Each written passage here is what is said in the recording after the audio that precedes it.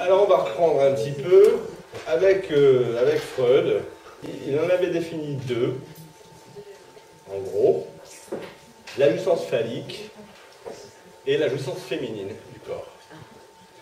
La jouissance phallique, ce que j'ai parlé tout à l'heure, c'est-à-dire c'est finalement la jouissance, il faut le prendre la jouissance phallique, prenez plus anatomique.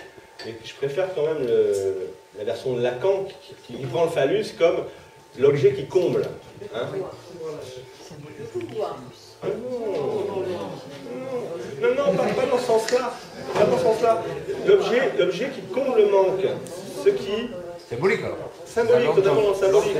Non, pas dans cette idée de pouvoir, pas cette idée... Alors c'est machiste si vous voulez dans la chose, mais c'est quand même l'idée, l'objet qui manque.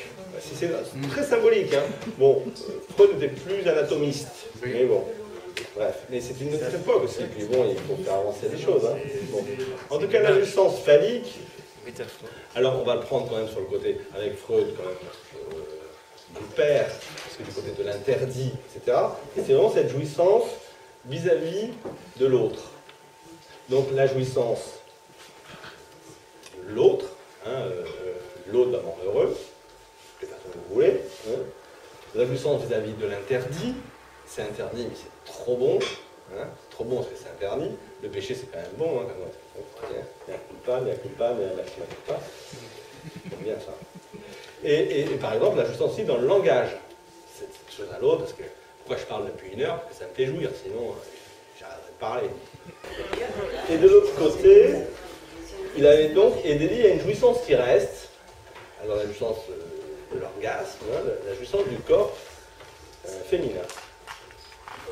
Pour Freud, voilà, c'était la jouissance en plus, alors la jouissance hors sens, voilà, le continent, comment on dit ça, le continent noir, hein, bon, bref.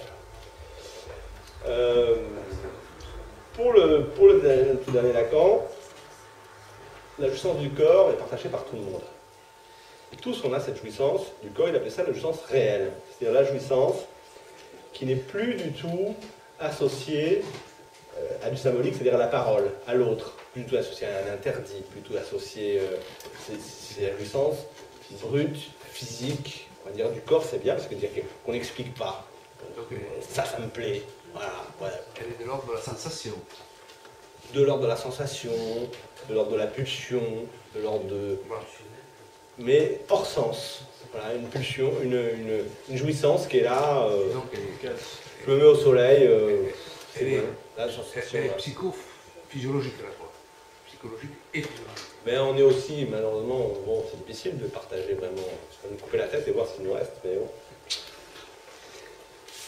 Et donc, cette jouissance, hors mot, hors sens, qui est partagée par tous, qui n'est plus l'apanage du féminin, qui n'est plus une jouissance uniquement sexuelle, hein, qui est une jouissance de boire une bière, aussi le côté physique, aussi le côté...